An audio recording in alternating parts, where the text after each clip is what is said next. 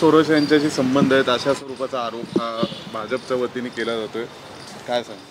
मला वाटतं गेले 4-5 दिवस आपण पाहिलं असेल की लोकसभेचं सत्र सुरू असताना सदन चालत नाही आहे. त्याचं कारण एकमेव एवढंच आहे की मुळात अदानींवर निव्वळ आरोप नाही झालेत. अमेरिकेमध्ये अदानींवर इंडेक्टमेंट म्हणजे त्यांच्यावर आरोपपत्र दाखल केलेलं आहे. आरोप निव्वळ नाही केले, आरोपपत्र दाखल केले तिकडच्या कोर्टामध्ये.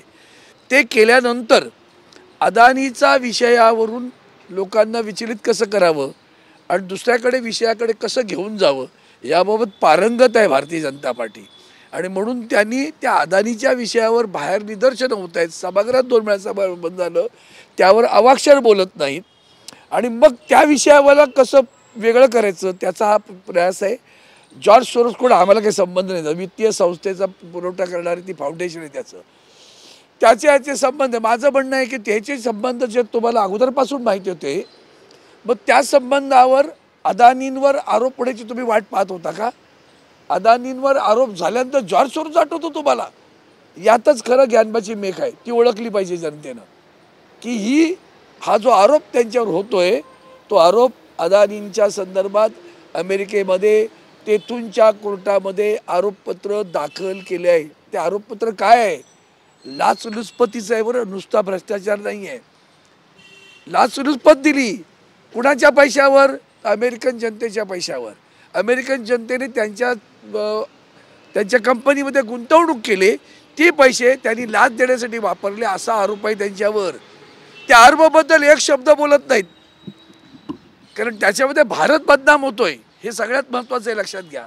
देश बदनाम होतोय. देशामध्ये सगळ्या म्हणजे एअरपोर्ट असू द्या, बंदर असू द्या, रस्ते असू द्या, कोळसा असू द्या, वीज असू द्या, सगळीकडे अदानी आहेत. त्यामुळे तिथं झालेल्या आरोपाचे परिणाम इथं होणार. इथे गडगडलं होतं, सेन्सेक्स गडगडला होता, शेअर बाजार गडगडला होता, तो पुन्हा स्थिरावण्याचा प्रयत्न करतात. सगळा व्यवहार करण्यात पारंगत लोक आहेत ती. आणि म्हणून जॉर्ज सोरोस, आता हा जॉर्ज सोरोस काय करतो होतं म्हणजे त्यांनी काश्मीरसाठी काय केलं होतं, त्याच्याबद्दल त्याची भूमिका काय होती, अरे ती आता अदानीवर आरोप केल्यानंतर. आणि म्हणून जनतेने ओळखलं पाहिजे, एवढंच मला या निमित्ताने सांगायचं आहे.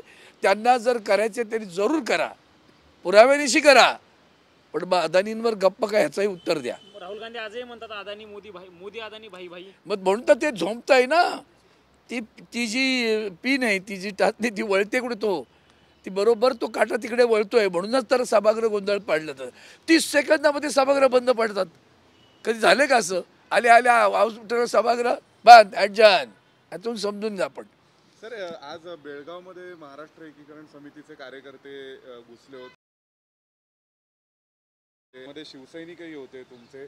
त्यांना सगळ्यांना पकडून आता परत कोल्हापुरामध्ये पाठवले पोलिसांनी. कर्नाटकात सरकार कोणाचंही असू द्या, पण कर्नाटकी जनता, कर्नाटकचं सरकार बेळगाव, कारवार, निपाणी, भालकी, बिदरच्या संदर्भात सातत्यानं अतिशय वाईट भूमिका घेत असतात.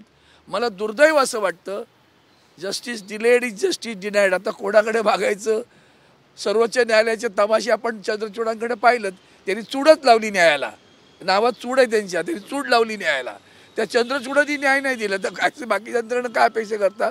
60 वर्ष जवळजवळ त्या केसला होत आहेत आत्ता, पण सुप्रीम कोर्टात प्रलंबित आहे ती.